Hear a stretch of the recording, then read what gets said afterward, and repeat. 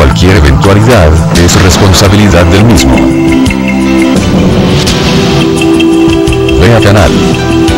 Formando opinión con madurez.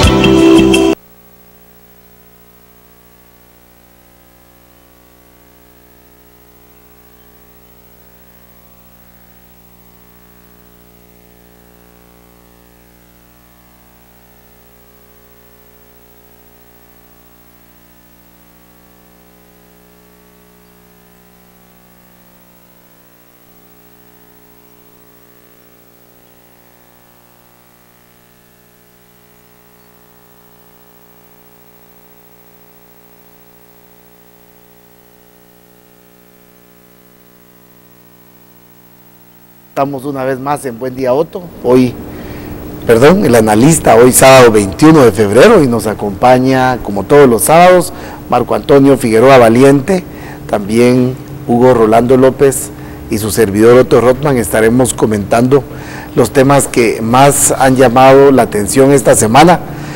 Esta semana pues se dieron muchos casos, dentro de ellos el conflicto allá en San Pedro de Ayampuc, donde la población rechaza un proyecto hidroeléctrico y los proyectos mineros que pues afectan el entorno, el ambiente de la comunidad. También la Corte de Constitucionalidad favoreció en un sobreseimiento a la jueza expresidenta del organismo judicial, Ofelia de León, madre de Roberto Barrera, el presunto asesino de Cristina Sicavisa, en el 2011, en la muerte en julio 6 y 7, no se tiene el día exacto, pero la investigación en aquel entonces apuntalaba hacia la Guardia Presidencial, SAAS, Estado Mayor, cualquier cosa de esas que tienen los presidentes cerca. Y es así que esta semana, y esto pues se da prácticamente ayer, resulta que involucran a la seguridad de Sandra Torres, quien mandaba al gobierno de Álvaro Colón, ¿verdad? Y entonces esto da un giro muy grande. Cuando ya involucramos a gente del Estado al servicio de la pareja presidencial, ¿verdad? Porque era quien dominaba en ese entonces todo el aspecto político, judicial, fiscalizador también, o sea, todas las instituciones las dominaba la candidata hoy a presidenta Sandra Torres. Esto es muy delicado porque empieza un verdadero hilo en la investigación que puede cambiar incluso el panorama electoral del país y puede también generar un terremoto en panorama político. Tenemos la visita del vicepresidente de Estados Unidos, Joe Biden, que también podría desatar cambios que bien le caerían también a Guatemala. Ojalá no venga solamente a ver dividendos o a generar algún tipo de presión, con una ayuda que el canciller Julio Ligorría, a través ya de campañas mediáticas, hablan de blindar los fondos por la Alianza de la Prosperidad, que al final son 300 millones para cada país de dólares, 300 millones, al final son 2.400 millones de quetzales, 2.300, y bueno, vemos entonces una visita, probablemente con un condicionamiento, y un canciller hablando mentiras, de que esto será para desarrollo y para las áreas vulnerables y generar empleo, porque al final 300 millones de dólares no van a incidir en la problemática, y lejos de eso, ellos lo que buscan es que no ingresen a las arcas del Estado para que no se disuelvan en otros gastos, pero quedando fuera del control del Estado, pues fácilmente podrían ser muy volátiles, muy extraviados inmediatamente, esos poquísimos limosna de 300 millones de dólares. Así es de que esos temas son los que vamos a hablar hoy el conflicto de Zacapa, Teculután, donde pues se dio también el atentado contra César Montes, un atentado en el cual pues se le colocara un dispositivo para control satelital y con las componendas probables de algún tipo de conexión de estas inalámbricas para algún explosivo. Esto pues está en manos del MP y ahí está el caso, pero mientras tanto mañana hay una gran actividad allá en Zacapa, en Teculután, y también en el primer fin de semana de marzo pues hay una gran actividad aquí en La Puya, donde nuevamente se ha reactivado el pueblo en contra de la minería de Cementos Progreso, que se está llevando ahí en el Progreso 1, 2, el Sastre 1, 2, La Puya, el Tambor, etcétera, todas las licencias mineras que posee este consorcio Progreso allá en ese municipio de la capital. Así es de que, del departamento del Progreso. Vamos entonces con el caso Sicavisa, Maco. Es un caso, no es que sea en sí ella la persona la víctima, sino es lo que representa, la radiografía que podemos interpretar de los grupos criminales, de las estructuras que están atrás de estos poderes, o sea, estos poderes que dominan y doblegan al Estado y asimismo al pueblo guatemalteco. Buenos días y bienvenidos y bienvenidas, amigas que están en sintonía de este canal amigo y en donde siempre se le dice la verdad. Yo he dicho y coincido con muchos colegas en catalogar el caso Sicavisa como emblemático, porque aquí han estado en juego el poder judicial y otro que no podría asegurar, o posiblemente los tres poderes del Estado. Casos como el de la respetable señora Sicavisa fue de impacto nacional e internacional, porque de una u otra manera estuvo involucrada la jueza o la magistrada de la Corte Suprema de Justicia, madre de el esposo de la señora Sicavisa. Ella estuvo detenida, pero movió sus tentáculos políticos y entonces se dio como resultado que ella saliera de la cárcel y muy tranquila y serenamente volviera a su residencia. Es un tanto difícil enfocar este caso porque recordemos que el involucrado en el desaparecimiento de la señora Sicavisa ni más ni menos fue el mismo esposo, pero haciendo uso de esos tentáculos políticos, repito, pudo evadir la justicia en Guatemala, se situó en México y en donde fue aprehendido y regresado a Guatemala. Desde el momento cuando se dio esto, los guatemaltecos y concretamente los familiares de la familia Sicavisa creyeron que la aplicación de la justicia estaba muy cercana, pero hoy está más lejos que nunca, porque han tenido participación muchos sectores y especialmente el político, y por eso es que aun y cuando ahora hay señalamientos sobre la presunta participación de elementos del gobierno, pues se pone con mucho más interés este tema. Como seres humanos y como guatemaltecos, verdaderamente exigimos que este caso se resuelva, porque ya pasaron varios años y el nombre Sicabiza suena en todos los cerebros de los hombres y mujeres que exigen justicia en este caso emblemático.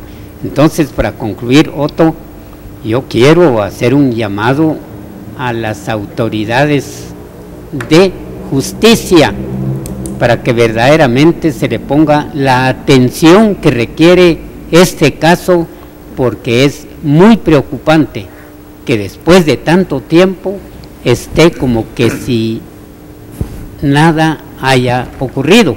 Hay que recordar que está por medio un nombre, una mujer, su apellido, señora Sicabiza.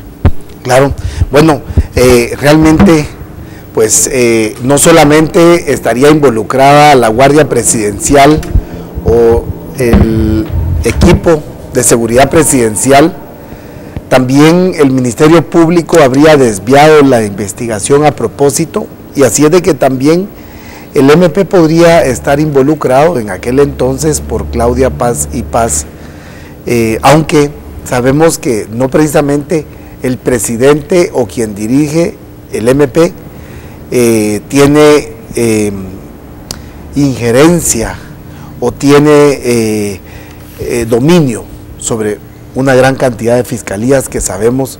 El MP ha estado contaminado por muchos años y pues ha sido difícil erradicar estructuras de grupos paralelos que pues han hecho de este país un país de la impunidad, el reino de la impunidad. Así es de que también esto pues está en uno de los diarios del día de hoy. Si no es que el MP no hubiera participado con este tipo de desinformación y desviación, pues no se hubiera realmente logrado el objetivo. Y entonces tenemos en la hora el día de ayer también, en la hora pues dice: informe involucra a la Guardia Presidencial, Seguridad Presidencial, la Guardia, las AAS, lo que sea, Estado Mayor, como le quieran llamar, lo que quieran llamarle, pero generalmente está involucrada siempre esta institución en muchos hechos de expresidentes también del pasado. Han existido abusos y desgraciadamente la Guardia tal vez no tienen muy claro ese mandato, porque es proteger a los presidentes o a la familia, pero tampoco quiere decir tapar, ocultar los crímenes que cometen estas gentes, porque es así como la impunidad se logra consolidar, y es como una vez logran el cometido, pues viene el chantaje de los mismos contra los supuestos mandatarios del pueblo. Bueno, aquí tenemos varios puntos que describir. El primero es en cuanto al caso del fallecimiento o desaparición de la señora Cristina Sicabiza.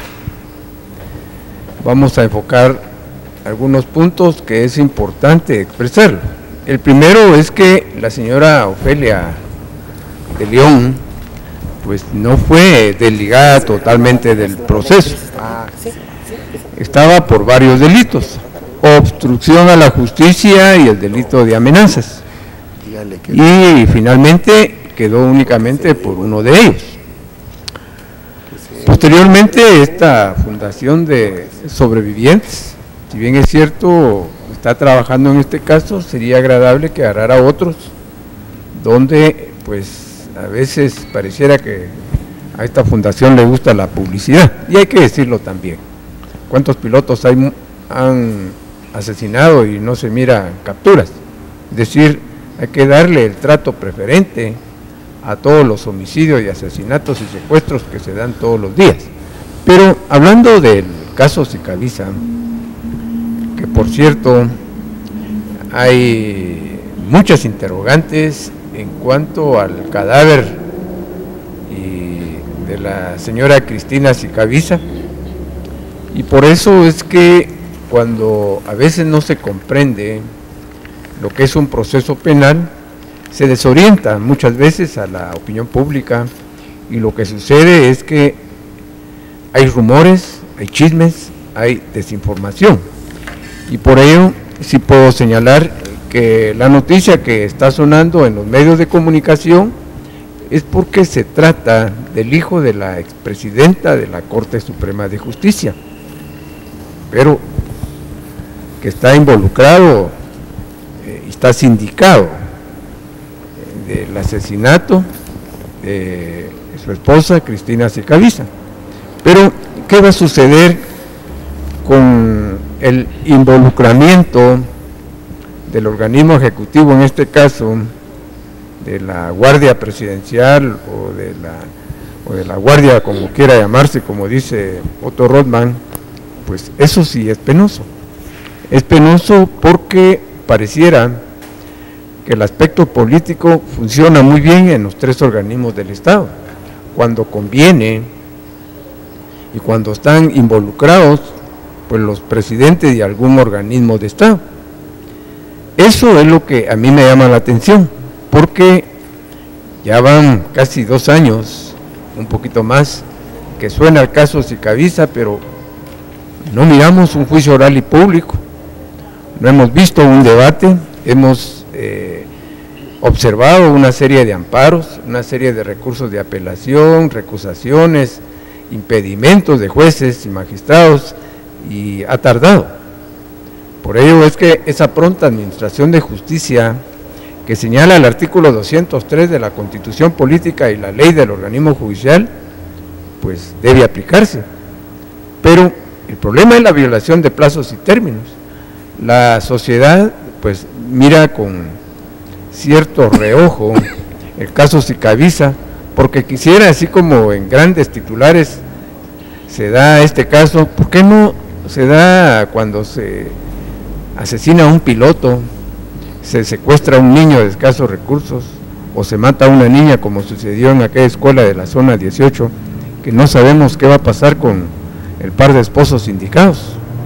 Por eso es que hoy tratamos nosotros un caso, pero sí sería conveniente que el organismo judicial, pues a través de la Corte Suprema de Justicia y los diferentes juzgados de instancia penal, pues de una vez por todas, si es que va a haber ahí sí que justicia, pues condenen a esta persona si es responsable, y si no, que lo dejen libre.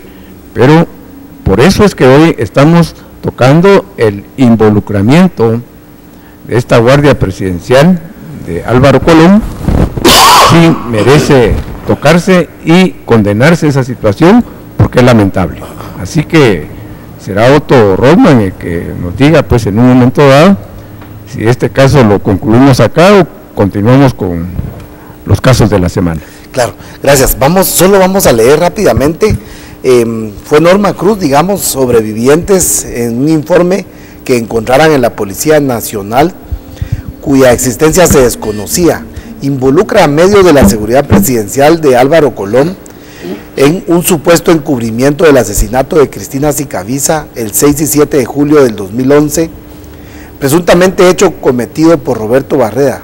Al hacer la nueva revisión del expediente que comenzó en diciembre del año pasado, se toparon con la línea de investigación que involucra a un ente del Estado que colaboró con Barreda en la desaparición del cuerpo. De acuerdo en la entrevistada, el expediente se localizó el citado informe de la Policía Nacional, en el que investigadores afirman que en la desaparición de evidencias, incluido el cadáver de Sicaviza, habrían participado empleados públicos y vehículos oficiales. Asimismo, explicó que esa investigación fue extraviada o traspapelada de manera intencional en el Ministerio Público, ya que fue realizada desde julio del 2011, días después de la desaparición y posible asesinato de Sicavisa, por lo que Norma Cruz solicitó a la Fiscalía que continúe con esa línea de investigación que quedó olvidada y escondida, ya que con dichos datos sería más fácil rastrear el cuerpo de Sicavisa. De verdad, el hecho es evidenciar las estructuras que están atrás de todo esto. Eso es lo importante, evidenciar por qué, cómo es de que todos ellos al final son a base de favores, a base de impunidad, de tráfico de influencias, porque ¿qué hacía? ¿Por qué razón? La seguridad en ese entonces pues se le brindaba más seguridad a la esposa del presidente que al mismo presidente. Ella era quien más tenía interés en las cortes, en lo que era los controles del Estado, los programas, era quien manejaba pues prácticamente todos los hilos del poder en el Estado, en el gobierno o desgobierno pasado, porque al final todos han sido desgobiernos, ¿verdad? Ahora, ¿cómo los involucran? ¿Cómo los comprometen? ¿Cómo doblegan a los presidentes? A través de este tipo de favores, pero ya con eso ya te tengo una, me debes una, te pago una, me debes dos, te debo tres, te pago tres, me debes cuatro. Así es de que al final es una porquería el Estado de Guatemala. Es en lo que podemos llegar a la conclusión, pero que depende de nosotros esos cambios.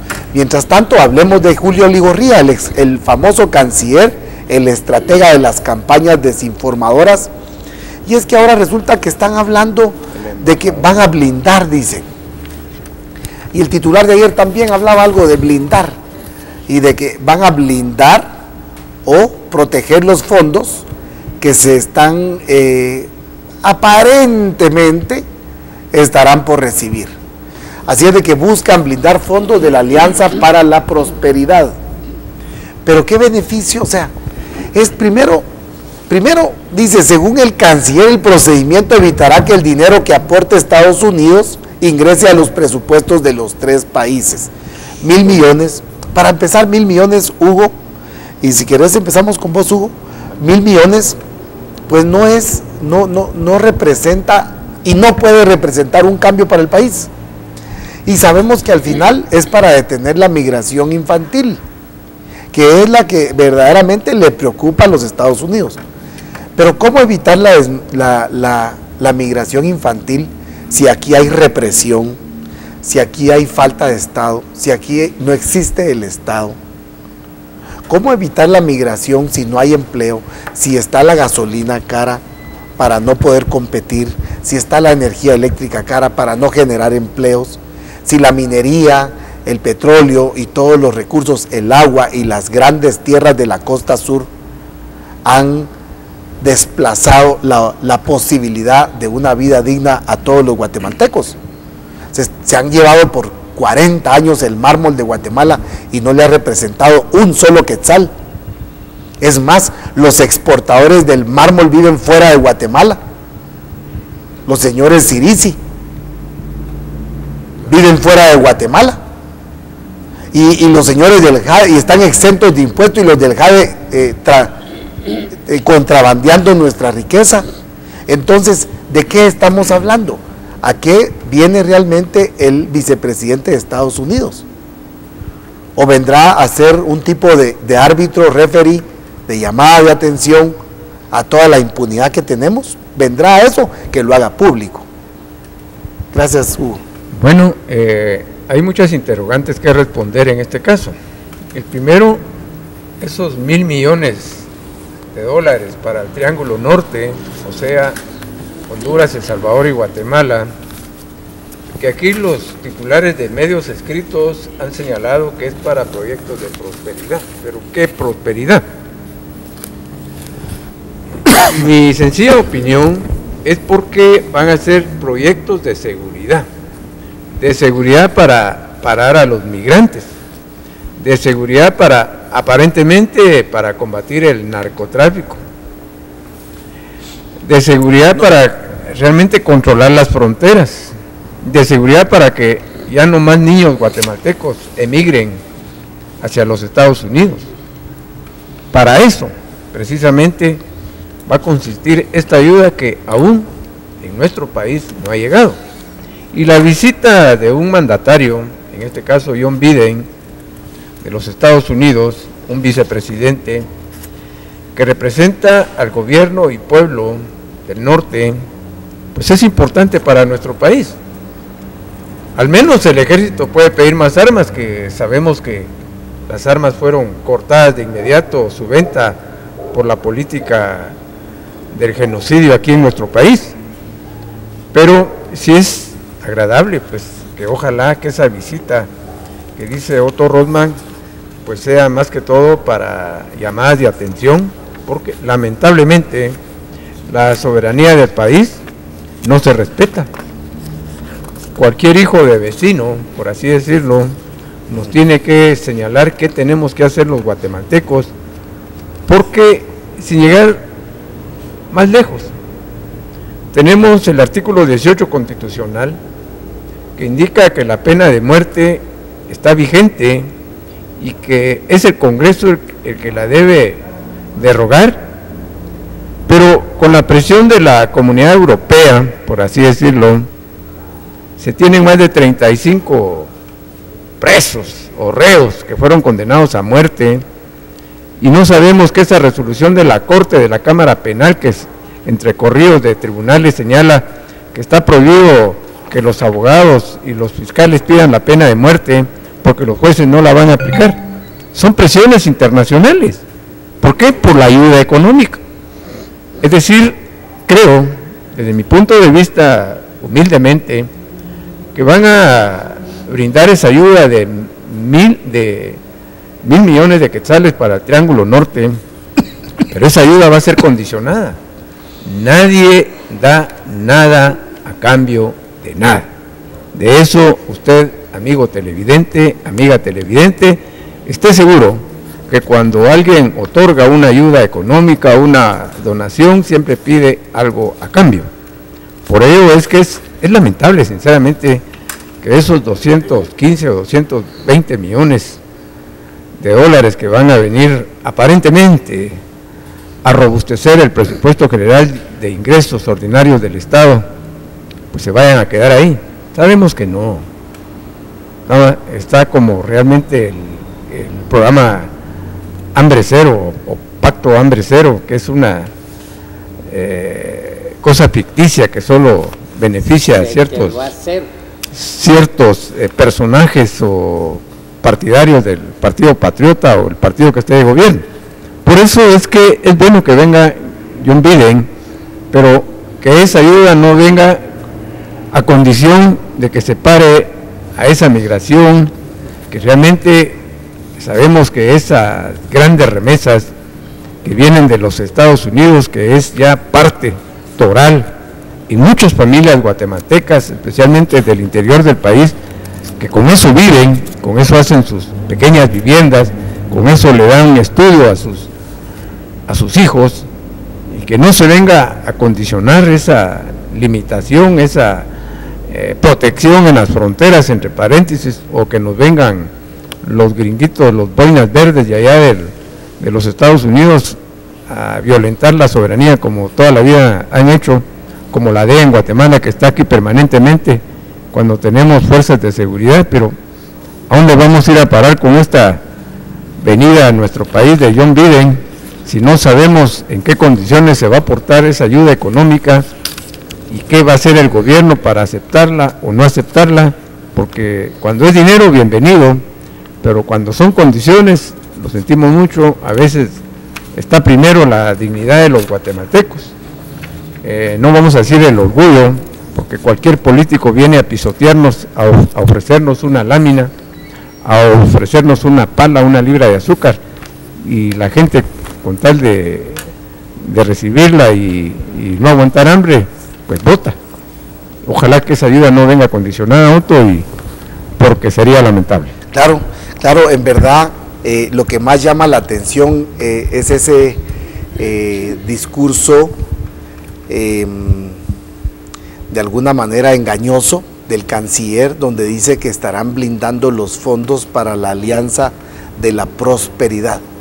O sea, que no quieren que ingresen al Estado porque ahí se pueden disolver y pueden pues parar en otros proyectos. Yo realmente al vicepresidente de Estados Unidos le diría que ese dinero sirva para la investigación de los grupos de poder paralelo de la oligarquía del país, que hagan un análisis de la economía de este país, cómo se distribuye la riqueza de este país, cómo se concentra la mejor tierra en el sector azucarero, que hagan un estudio en las zonas donde se está explotando azúcar, oro, petróleo, palma, o sea, aceite, y que hagan ese estudio y que den conclusiones de qué tipo de economía tenemos en este país, que hagan un estudio de cómo estructurar esta réplica de país, de privilegios en otros países, tal vez así se llenan de más migrantes, porque ha sido un gran éxito este sistema económico guatemalteco, donde millones de guatemaltecos tienen que irse de Guatemala, con mujeres, con hijos, donde todo el mundo tiene que pues participar en bandas o tiene que meterse a ilícitos para ver de hacer algo, porque todas las oportunidades están cerradas, no hay créditos, bueno, hay créditos para consumo, pero no para pequeña y mediana empresa, para eso no hay. O sea, no hay facilidades de mercado, ahí está concentrado todo en Walmart y La Torre, ahí tienen concentrados los únicos que venden ahí, son los que tienen el mercado. No hay empleo. Y no hay empleos, y la violencia les sirve para generar el terror necesario para que la gente pues mejor que ni piense en un cambio, mejor que ni piensen en una participación, porque pueden correr la suerte del que habló o del que caminó o el que se opuso en una resistencia como es Santa Cruz, Huehuetenango, allá San Marcos, Santa Rosa, Zacapa, Cobán, todos esos desalojos sí, allá en Polochic, en fin, ¿qué más podemos decir de este sistema? Que ese dinero tal vez mejor que sirva para denunciar todas estas violaciones y todas estas exclusiones que hay para la oportunidad de los guatemaltecos. Maco, vamos a tener 2 minutos cada uno y pues vamos a concluir el programa, por favor. Antes de hablar acerca del tema del blindaje de los fondos para la Alianza de la Prosperidad, yo quiero concluir un caso muy discutido en Guatemala, señora Sicaviza, y traigo otro que fue similar, pero aquí con un agravante de que se involucró en su debido tiempo al general Otto Pérez Molina antes que él fuera candidato presidencial. La historia no nos puede desubicar con el tema, por cierto, controvertido en la época, del comandante revolucionario o guerrillero, como se le quiere decir, Bámaca, que fue capturado y lo mantuvieron en un lugar muy conocido allá en Coatepec, el campamento militar denominado Berlín, y en donde digo se llevó al comandante Bámaca y sospechosa o misteriosamente desapareció, y su cadáver, caso similar al de Sicaviza. Hasta hoy pues el caso no llegó a su final y se quedó la interrogante: ¿quién o quiénes fueron los responsables del secuestro y desaparecimiento del comandante revolucionario Bámaca? Ahora ya enfocando concretamente otro el tema de que se buscan fondos para la alianza, dizque para la prosperidad, muy claramente lo decía Hugo Rolando sobre que cuando un país otorga esos fondos, lo hace a cambio de qué. Y esa visita del vicepresidente norteamericano no me sorprende, porque pudiera ser, no lo estoy afirmando, pudiera ser que él venga a buscar apoyo del gobierno de Guatemala para ver la posibilidad de derrocar al gobierno de el presidente venezolano Nicolás Maduro. Ya hace 8 días yo comentaba muy brevemente que hubo un intento de golpe de Estado, pero la inteligencia venezolana fue mucho más inteligente que el mismo gobierno norteamericano, la CIA o la inteligencia norteamericana. Entonces, cuando se da este tipo de apoyo, ¿es a cambio de qué? Pero eso no se puede decir. Así que ese sería mi comentario. Gracias para todos los amigos que nos ven. Definitivamente no es que no esté de acuerdo con Maco. Les quiero dar la mala noticia. La oligarquía de este país siempre ha estado interesada en derrocar al gobierno de Chávez, a la revolución bolivariana.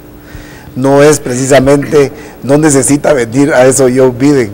O sea, ya la oligarquía de este país oficiosamente han estado involucrados y como han podido han ayudado y han patrocinado cualquier tipo de capital para derrocar un gobierno que ha hecho muchas obras y que ha hecho de la riqueza del petróleo de Venezuela un beneficio para toda la población. Así es de que, Maquito, te informo que ya él viene a otras cosas, pero buscando aliados. Sí, pero en Guatemala, de acá, muy probablemente de acá es donde sale ese derrocamiento, de aquí, de estos señores de aquí, porque después ellos esperan que los ayuden para las políticas. Esto es algo increíble. Como la campaña política. Claro, gracias, Marco. Sí. Yo me voy a referir a un aspecto muy importante. Hoy escribí en Diario al Día, soy columnista de Diario al Día, y escribí precisamente algo que toqué hoy de fondo, la pena de muerte, la pena extraordinaria. Y me llamó la atención cuando me dijo una víctima, una persona agraviada, la esposa de un asesinado, que fue ahí sí que sus matones fueron condenados a muerte, pero llevan 5 o 10 años de estar esperando ese procedimiento que regula la inyección letal. Y no hay manera que a ellos les notifiquen el final de esta causa. Y por eso es que hice énfasis en que el artículo 18 de la Constitución Política de la República de Guatemala tipifica que únicamente el Congreso de la República puede abolir la pena de muerte, pero no lo ha hecho. Y por ello es que el Código Penal, en sus diferentes hechos delictivos, por ejemplo, el secuestro, el asesinato, la violación calificada, la muerte extrajudicial, etcétera, etcétera, regula esta pena extraordinaria como pena de muerte, pero tristemente en nuestro país no se aplica y no sabemos precisamente el por qué. Muchos fiscales del Ministerio Público ahora ya no la piden, tienen una vedación total en cuanto a pedir a los jueces esta pena, y los jueces ahora se llenan la boca, por así decirlo, de colocar hasta 1500 años de cárcel a sindicados que posiblemente tengan 70 años y no puedan vivir más de 12 años más, cuando el Código Penal regula que el delito continuado, el concurso real de delito y el delito ideal no pueden pasar de 50 años.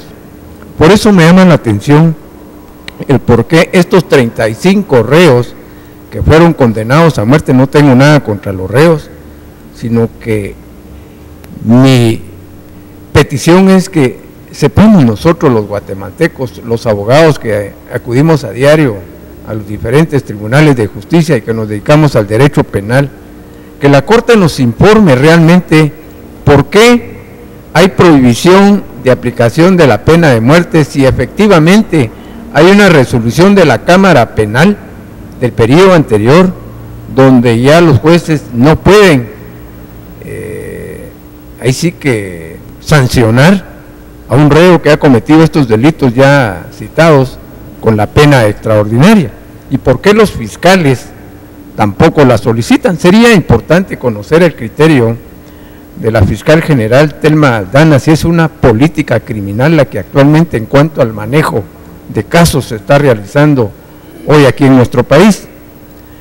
Y si lo recalcamos y lo tildamos es porque está vigente el Código Penal, está vigente la Constitución Política y el por qué.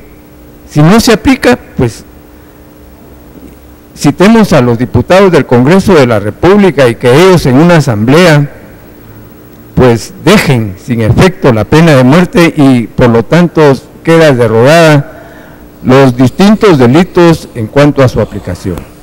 Es por eso que hice este anuncio, este enfoque, para que usted, amigo, amiga televidente que nos permitió entrar a sus hogares, pues también lo comente con su familia. Si no estamos de acuerdo, pues deroguémosla, pero si está vigente, apliquémosla. Ese es mi punto de vista y sería importante conocer el suyo. Claro, gracias Maco, gracias Hugo, gracias a todos los amigos televidentes. Por cuestiones de otro programa que tenemos el día de hoy, pues terminaremos en este momento este programa. Queremos solamente dejar ese mensaje: el problema de Venezuela no es Chávez, el problema de Venezuela no es Maduro, el problema de Venezuela es el petróleo. Y no es precisamente el petróleo que quiera los Estados Unidos, es el petróleo que quiere la oligarquía de Venezuela. Allá hay una oligarquía muy similar a la guatemalteca, pero que fue prácticamente pues excluida, y ese es el dolor de ellos, fueron excluidos de esa riqueza que les da ese suelo venezolano hoy a todos los venezolanos. Esa es la única situación que es difícil, pero que esa es la razón del problema de Venezuela. Que tengan un feliz fin de semana. Gracias, gracias. Nos vemos. Bueno.